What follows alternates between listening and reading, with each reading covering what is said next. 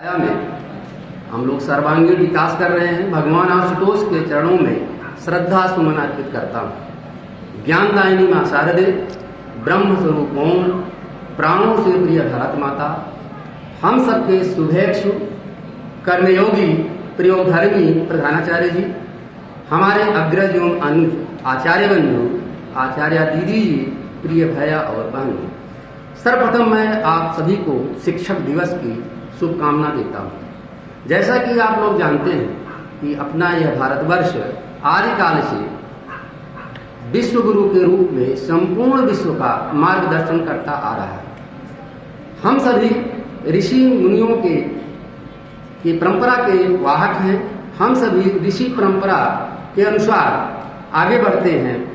प्राचीन काल में शिक्षा ऋषियों मुनियों की परंपरा के अनुसार गुरुकुल में दी जाती थी। ब्रह्मचर्य आश्रम में शिष्य गुरुकुल जाते थे और वहाँ शिक्षा ग्रहण करते थे। उस समय शिक्षा एक मुखी प्रक्रिया में थी, यानी आचार्यों की शिक्षा थी, आचार्य की प्रधानता थी। आचार्य संस्कारी शिक्षा दे करके अपने देश के कर्णधारों को विश्व की चुनौतियों पर विजय पाने के लिए संस्कारी शिक्षा देते थे।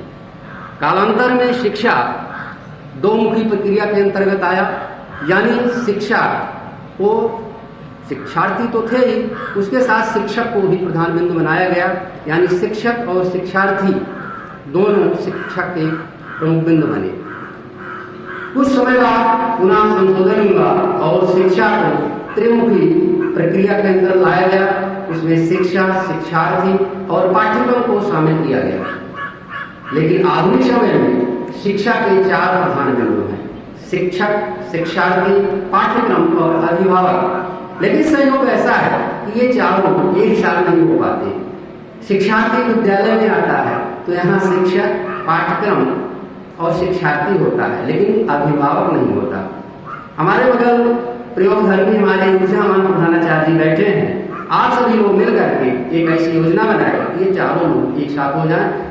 इसी क्रम में आप योजना के तहत अभिभावक सम्मेलन बुलाते हैं और वहाँ शिक्षक, शिक्षार्थी, पाठ्यक्रम होता है, एक अभिभावक भी आ जाते हैं और चारों लोग मिलकर के भैया मानों को कैसे विकास उसके लिए योजना बनाते हैं।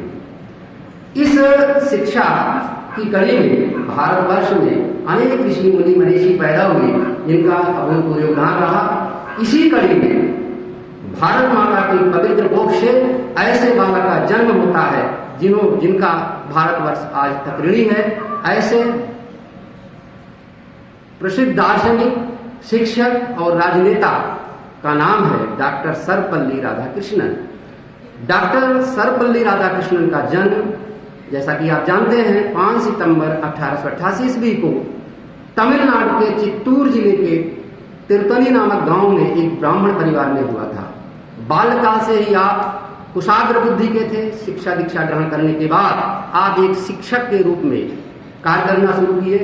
आप अपने जीवन के 40 वसंत एक शिक्षक के रूप में व्यतीत किए।